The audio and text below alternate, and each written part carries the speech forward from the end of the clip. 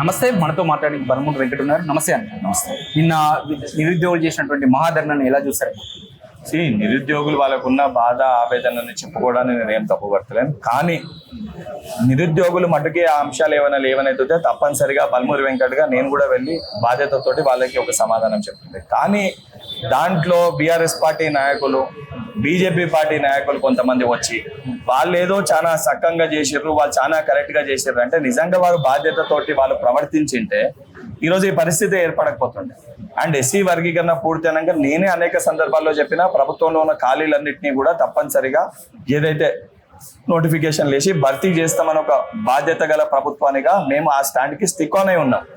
కానీ ప్రభుత్వం ఉద్యోగాలు వేస్తుంది, వర్గీకరణ కూడా అయిపోయింది, త్వరలోనే ప్రకటిస్తారని చెప్పి దాని ఉద్దేశపూర్వకంగా కొంచెం కోచింగ్ సెంటర్ల యాజమాన్యాలు, అదేవిధంగా బీఆర్ఎస్ బీజేపీ పార్టీ నాయకులు వీళ్ళు ఇచ్చేస్తే మాకు రేపు పొద్దున ఏముండదు, వేరే దానిపైన ఎట్లా కొట్లాడలేకపోతున్నాం అని చెప్పి నిరుద్యోగులని తప్పుదో పట్టించే ప్రయత్నం చేస్తారు. నిజంగా వాస్తవాలు మనం కూడా ఒకటి ఆలోచించాలి. ఇలా కానిస్టేబుల్ ఆస్పిరెంట్స్ ఉన్నారు, కానిస్టేబుల్ కి ప్రిపేర్ అయ్యే కొంతమంది ఆర్మీకి ప్రిపేర్ కావాలనే స్టూడెంట్స్ కూడా ఉంటారు తెలంగాణకి.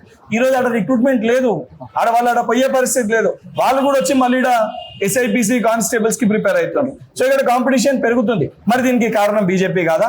మరి ఎందుకు సెంట్రల్ రిక్రూట్మెంట్స్ చేస్తలేదు? ఎందుకు సెంట్రల్ రిక్రూట్మెంట్ చేస్తలేరు? ఎందుకు సెంట్రల్ రిక్రూట్మెంట్ అవకాశాలని కంప్లీట్ గా మూసేస్తుంది? 2 కోట్ల ఉద్యోగాలు అని చెప్పి, సరే మమ్మల్ని అడుగుతూ 2 లక్షల 2 కోట్ల ఉద్యోగాలు అని చెప్పింది భారతీయ జనతా పార్టీ. 11 ఏళ్ళుగా అధికారంలో ఉన్నారు. 2 కోట్ల ఉద్యోగాలు, కోటి ఉద్యోగాలు వేసుకున్న 11 కోట్ల ఉద్యోగాలు ఇవ్వాలి. ఇచ్చింది ఎన్ని, చేసిందేన్ని? ఇవ్వకుంటే ఈరోజు బయటకు వచ్చి కేవలం తెలంగాణ అంశం గురించి ఎట్లా మాట్లాడతారు మీరు? వాస్తవ పరిస్థితుల గురించి చర్చించమని చెప్పండి. వాళ్ళు చేసిందేంది, తెలంగాణకి ఇచ్చిందేని మాట్లాడమని చెప్పండి, దానిపైన మాట్లాడతాం.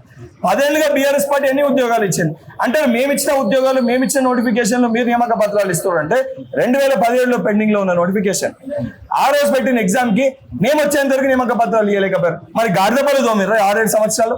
మరి ఎగ్జామ్ పెట్టినప్పుడు ఏదైతే నోటిఫికేషన్ ఇచ్చి ఎగ్జామ్ పెట్టినప్పుడు ఆ పిల్లగానికి ఉద్యోగం ఇవ్వకుండా, నియామక పత్రాలు ఇవ్వకుండా మరి మీ నాయన ఫార్మ్ హౌస్ లో వన్నాడా? మరి కేసీఆర్ కి సోయి లేకుండా ఆ రోజు ఓ పిల్లగాడు ఎగ్జామ్ రాసినప్పుడు ఉద్యోగం వచ్చినప్పుడు ఉద్యోగం ఇవ్వకపోతే ప్రైవేట్ రంగంలో పోలేడు, ఇటు ప్రభుత్వ ఉద్యోగం రాకపోతే వాళ్ళ తల్లిదండ్రుల పరిస్థితి ఏంది, గ్రామంలో వాళ్ళ పరిస్థితి ఏంది? మీకు సోయి ఉందా? కనీసం ఆలోచించేదా?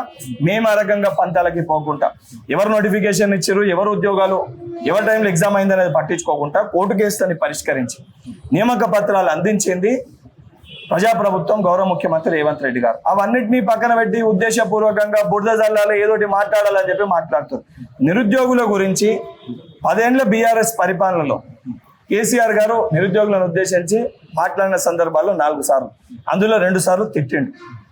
ముఖ్యమంత్రి రేవంత్ రెడ్డి గారు ప్రతిరోజు దాదాపు 18 నెలల్లో 14 పైన సార్లు, మోర్ దెన్ 14 టైమ్స్ ముఖ్యమంత్రి గారు నిరుద్యోగులను ఉద్దేశించి వారికి భరోసా, ధైర్యాన్ని, బాధ్యతతోటి వారికి చెప్పే ప్రయత్నం చేశారు. ఇది మన ప్రభుత్వము, మనం తెచ్చుకున్న ప్రభుత్వము. మీకెందుకు అన్యాయం చేస్తుంది? ఆ దొంగల మాటలు నమ్మి ఆ దొంగలు నిజంగానే ఏదో చేస్తారని చెప్పి మీరు నమ్మితే ఆ దొంగలా చేసేది.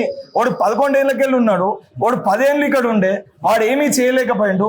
ఈ రోజు ఒక నోటిఫికేషన్, డిఎస్సి నోటిఫికేషన్ మనం ఇచ్చినప్పుడు నోటిఫికేషన్ ఇవ్వడంతో పాటు 3 నెలల్లో మనం ప్రక్రియ పూర్తి చేసే ప్రయత్నం చేసినాం, పూర్తి చేసి నియామక పత్రాలు ఇచ్చినాం. ఇది మన చిత్తశుద్ధి. తప్పనిసరిగా నిరుద్యోగులకి ప్రభుత్వంలో ఉన్న ఖాళీలన్నింటినీ కూడా అతి త్వరలో ముఖ్యమంత్రి గారి నోటి మీదుగా శుభవార్త మీరు వినబోతుండ్రు. ఈ దొంగల మాటలు విని ఈ దొంగలు వారి యొక్క స్వార్థ ప్రయోజనాల కోసం ఉద్దేశపూర్వకంగా రెచ్చగొట్టే ప్రయత్నం చేస్తారు. వాళ్ళ మాటల్లో పడకూడదని చెప్పి నిరుద్యోగులకి మన తొలి వెలుగు ఛానల్ ద్వారా విజ్ఞప్తి చేస్తున్నాం. మేము ఇదే ప్రశ్నను వాళ్ళని అడిగి, నిరుద్యోగులను అడిగి కొంచెం ఓపిక పట్టాలి అని అడిగినప్పుడు, సరే ఇప్పుడు మేము గతంలో మాతో కలిసి బలమూరి వెంకట కొట్లాడిర్రు, అవసరమైతే కేసులు పెట్టుకురు, జైలుకు పోయారు. కానీ ఇప్పుడు ఎందుకు, ఇప్పుడు అధికారంలో ఉన్నారు, ఎమ్మెల్సీగా ఉన్నారు, మా పక్షాన్ని ఎందుకు వచ్చి మాట్లాడతలేరు, ఒక సీఎంతో ఒక హామీ ఎందుకు ఇప్పించలేకపోతున్నారు అని వాళ్ళు అడుగుతా ఉన్నారు. మేమంటే ఇప్పుడు కూడా నేను అదే చెప్తున్నా. గతంలో బలమూరి వెంకట ఎట్లున్నాడు, ఇవాళ కూడా బలమూరి వెంకట అదే ఆఫీస్తున్నాడు. ఇవాళ కూడా ఆ యువకులు వచ్చి నన్ను కలుస్తారు. మొన్న కూడా ధర్నాకు ముందు ఆ యువకులు వచ్చి నన్ను కలిసిరు. కలిసినప్పుడు కూడా వాళ్ళకు ఒకటే చెప్పిన, నిజంగా మీరు ఆ పార్టీలో ఆ దొంగల దానికి పోతే నిరుద్యోగులు కూడా మేము నమ్మరు.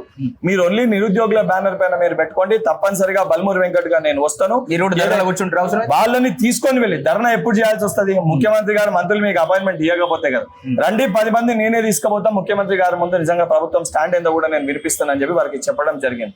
అరే బాధ్యతతోటి పని చేస్తున్నాము, తప్పనిసరిగా ప్రభుత్వంలోని ఖాళీలన్నీ భర్తీ చేయాలని ఒక బాధ్యత మా పైన ఉంది. తప్పనిసరిగా దాన్ని చేసి తీరుతాము. దానికి సంబంధించిన టెక్నికల్ రీజన్స్, టెక్నికల్ ఏవైతే అవన్నింటినీ పరిష్కరించి చేస్తున్నాము. చేసే ఉద్దేశం లేకపోతే ఇంత బలంగా ఇంత గట్టిగా నేను ఎందుకు మీకు చెప్తాను, ఎందుకు దీనిపై నేను మాట్లాడతాను? నేను కేవలం ఇయ్యాల కాదు, గత 10 రోజులకి వెళ్ళి నన్ను ఎవరు ఏ ఛానల్లో ఇంటర్వ్యూ చేసినా చాలా నమ్మకంగా, చాలా బలంగా, చాలా గట్టిగా చెప్తున్నాను. కేవలం నేను కాదు, కోదండరామ్ గారు, రియాజ్ గారు, ఆకునూరు మురళి గారు, ఎవరైతే ప్రభుత్వంలో ఉన్న ప్రతి ఒక్కరు కూడా ముఖ్యమంత్రి గారితో మాట్లాడుతూ దానికి సంబంధించిన దానిపైన వర్క్ జరుగుతుంది. అతి త్వరలో ముఖ్యమంత్రి గారు నోటి మీదగా ఈరోజు ఎవరు ప్రకటించాల్సింది వాళ్ళు ప్రకటించాలి. ఈరోజు ఎప్పుడు వస్తుంది, ఏంది వస్తుంది అని చెప్పి నేను స్టేట్మెంట్ ఇవ్వడం అనేది కరెక్ట్ కాదు. ఆ సంబంధించిన దానిపైన ముఖ్యమంత్రి గారు అతి త్వరలో నిరుద్యోగులకు ఒక శుభవార్త చెప్పబోతుండ్రు. కౌశిక్ రెడ్డిని అరెస్ట్ ఎలా చూస్తారు? వాళ్ళు ఇప్పుడు 6 గ్యారెంటీలు అడుగుతున్నందుకు అరెస్టులు చేస్తున్నారు అని చెప్పేసి మాట్లాడుతూ ఉన్నారు. ఇప్పుడు దొంగతనంగా అడ్డగోలుగా ఎవరినో బ్లాక్ మెయిల్ చేసి ఒక ప్రైవేట్ క్రషర్ ఓనర్ ని బ్లాక్ మెయిల్ చేస్తే ఆ క్రషర్ ఓనర్ పోయి కంప్లైంట్ పెడితే దానిపైన కౌశిక్ రెడ్డిని అరెస్ట్ చేశారు. వాడు బ్లాక్ మెయిల్ చేసిండు అనేది సరే, నేను హుజరాబాద్ లో గతంలో ఉండే కాబట్టి అక్కడ వాస్తవాలు ఏందో నాకు కూడా తెలుసు. ఆ గ్రామం కమలాపూర్ మండలంలో వంగపల్లి గుండేడు శివార్లో ఆ క్రషర్ ఉంటది. ఆ క్రషర్ కి సంబంధించి ఆడియో క్లిప్ ద్వారా అర్థమైంది ఏంటంటే 25-30 లక్షలు ఆల్రెడీ కౌశిక్ రెడ్డికి గతంలో వాళ్ళు ఇచ్చారు. ఇచ్చిన దాన్ని గ్రామానికి ఆయన ఇయ్యలేదు. ఇయ్యకపోగా అక్కడ గ్రామ ప్రజలు ఒత్తిడి చేసినప్పుడు మళ్ళీ వాడిని ఫోన్ చేసి బెదిరించి మళ్ళీ పైసలు ఇవ్వమని చెప్పి బ్లాక్ మెయిల్ చేసాడు. మళ్ళీ ఎందుకు ఇస్తే ఆల్రెడీ నేను ఇచ్చిన కదా ఏదో ఆయన తోటి అన్నాడు. అన్నదానికి ఈయన నేను బెదిరించినప్పుడు ఆయన పోయి కేసు పెట్టాడు. కేసు పెట్టిన క్రమంలో మీడియాకి బయటకు వచ్చి ఆల్రెడీ కౌశిక్ రెడ్డికి 30 లక్షలు ఇచ్చాను, 20 లక్షలు ఇచ్చాను ఏదో మాట్లాడండి ఒక మీడియా ఇంటర్వ్యూలో. మాట్లాడినప్పుడు ఇదంతా కూడా ప్రజలకి తెలుస్తే అక్కడ గుండెడు ప్రజలు రేపు పొద్దున గుడ్డలు కూడా తీసి కొడతారు. అక్కడ ముందే ఆవేశపరులు మా హుజరాబాద్ ప్రజలు ఇటువంటి లుచ్చా పనులు చేస్తే ఊకోరు. ఈయన కొడతారని ఒక భయానికి, నాదేడు నా గుట్టునట్టు అవుతుందని ఒక భయానికి మళ్ళీ ఆ గ్రామానికి పోయి కేసు అయినాక పోయి 10 లక్షల రూపాయలు చెక్ ఆ గ్రామ ప్రజలకు ఇచ్చేయండు. పేరు రాయలే, కేవలం చెక్ ఇచ్చి ఫోటో దిగి వచ్చేయండు. ఎందుకు రేపు పొద్దున వాళ్ళు అగేన్స్ట్ కావద్దనే ఉద్దేశంతో. మరి చేసినప్పుడు నువ్వు బ్లాక్ మెయిల్ చేసేది వాస్తవం అన్నప్పుడు, నీ పైన కేసు రిజిస్టర్ అయింది వాస్తవం అన్నప్పుడు, నిజంగా నువ్వు బ్లాక్ మెయిల్ చేయకపోతే, నువ్వు వాడిని బెదిరియకపోతే బయటకు వచ్చి ప్రమాణం చేసి చెప్పమని చెప్పు.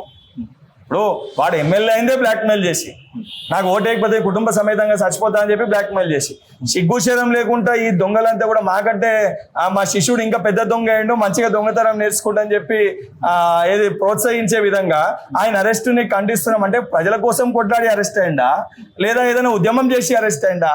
బ్లాక్ మెయిల్ చేసి దొంగతనం చేసి ఆ దొంగతనం బయట పడితే ఆ దొంగని అరెస్ట్ చేశారు. సిగ్గుశరం లేకుండా ఇంకా దానికి ఈ బీఆర్ఎస్ పార్టీ కేటీఆర్ హరీష్ రావు సహకరిస్తారు, సపోర్ట్ చేస్తారు. మీరు దొంగలే, మీకంటే దొంగతనంలో శిశరికం తీసుకొని పెద్ద దొంగ అయిందని చెప్పి మరి ఖండిస్తున్నారా? ముందు దానికి అది సమాధానం చెప్పాలి. సొంత చెల్లెల పైన ఫోన్ ట్యాపింగ్ చేసుకోవడం ఎలా చూస్తారు? అటు కవిత పైన కావచ్చు, అటు జగన్ అదే చెప్తున్నా, అధికారం కోసము సిగ్గుశరం లేకుండా ఏ స్టేజ్ కన్నా దిగజారుతారు అనేది దీనితోటి ప్రూవ్ అవుతుంది.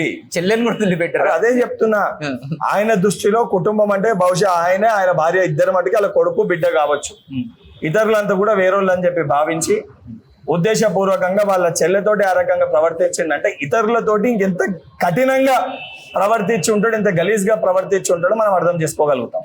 మీరు ఇవన్నీ బయట తీస్తారా, జైల్లో పెడతారా? 100% తెలంగాణ ప్రజల్ని ఇబ్బంది పెట్టి రాబందుల లెక్క, రాక్షసుల లెక్క మీరు దోచుకున్నది, మీరు చేసిన అక్రమాలన్నీ కూడా బయట పెడతాము. మా గ్యారంటీలో ఆ గ్యారంటీ కూడా ఉంది, దొంగల్ని కటకటాల్లోకి నెట్టమని.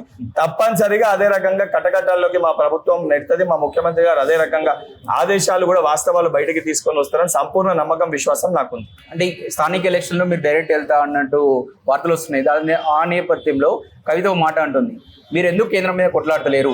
42% రిజర్వేషన్. అసలు కవిత ముందు వాళ్ళ పంచాయతీ, వాళ్ళ కుటుంబంతో పంచాయతీ తెంపుకోమని చెప్పారు. ఈ రోజు కవిత ఇవాళ తిడుతుంది, రేపు పొద్దున మళ్ళా మా నాయన అని అంటది. మీ నాయన చుట్టూన్నది దయ్యాలని నువ్వే అంటావు, మరి దేవుడి చుట్టూ దయ్యాలు ఎందుకుంటారు? మరి నీ దృష్టిలో ఆయన అట్లా కనబడుతుండేమో, మరి ఆయన కూడా దయ్యమేమో, దయ్యం చుట్టూ దయ్యాలు ఉన్నాయో. మీతో కలిసి వస్తా అంటారు, మీతో కలిసి ఫైట్ చేస్తా అంటారు. 42% రిజర్వేషన్. దొంగల్ని ఎంట పెట్టుకొని తీసుకొని వెళ్ళాల్సిన ఆమె మాకు సహచర శాస్త్ర మండలి సభ్యురాలు. నిజంగా ఆమె కొట్లాడాలనుకుంటే మాతోటి కలిసి కాదు, ముందు అలా పార్టీలు ఉన్న నాయకులను అందరినీ తీసుకురమ్మని చెప్పారు. దీనిపైన కొట్లాండి, అలా నాయనని ముందు అసెంబ్లీకి తీసుకురమ్మని చెప్పండి ఈ అంశాలపైన మాట్లాడని. అలా నాయనేమో ఫార్మ్ హౌస్ లో అంటాడు, వాళ్ళ అన్నేమో దేశాలు తిరగబోతాడు, వాళ్ళ భావనేమో ఈ జరిగిన స్కామ్లకి పక్క పార్టీల ఈటల రాజేందర్ గారితో ఎట్లా రహస్యంగా మనం దాన్ని కప్పపుచ్చుకునే ప్రయత్నం చేయాలని ప్రయత్నిస్తారు. తినేమో బయటకు వచ్చి ప్రజల కోసం కొట్లాడుతున్నాం అని చెప్పి మాట్లాడుతుంది. ఇవన్నీ ప్రజలు నమ్ముతారా? ఇలా మాట్లాడితే ప్రజలు రేపొద్దున ఇలా సిగ్గు లేదని అనుకుంటారు. ఇప్పుడు రైలు రాస్తారోక చేస్తా అంటుంది జూలై 17-18 తారీఖులో. ఆమె రాస్తారోకో చేసుకోమనండి, ఇంకేమన్నా మీ చేసుకోమని. మద్దతు ఉండదు వాళ్ళకు? అదే మీకు అదే చెప్తాను, ఆమె చేసేదాని ముందర పార్టీ మద్దతు ఇస్తుందో ఏదో చూసుకోమని చెప్పండి. తర్వాత మా మద్దతు సంగతి అన్ని అఖిల పక్షాలు కలిసి అదే, కొట్లాడదామంటే అఖిల పక్షాలు ప్రధాన ప్రతిపక్ష పార్టీ నాయకునిగా కేసీఆర్ ని బయటకు వచ్చేది మాట అయిపోయామని చెప్పండి. అలా నాయన స్టాండ్ ఏందో ముందు తెలుసుకోమని చెప్పారు. వాళ్ళు ఆయన ఏం మాట్లాడుతుండో తెలుసుకోమని చెప్పండి. లేదా ఆ పార్టీకి రిజైన్ చేస్తూనే నేను ఆ పార్టీ సభ్యులని కాదని చెప్పి బయటకు వచ్చి మాట్లాడమంటే అప్పుడు నా స్టాండ్ ఏందో నేను చెప్తా.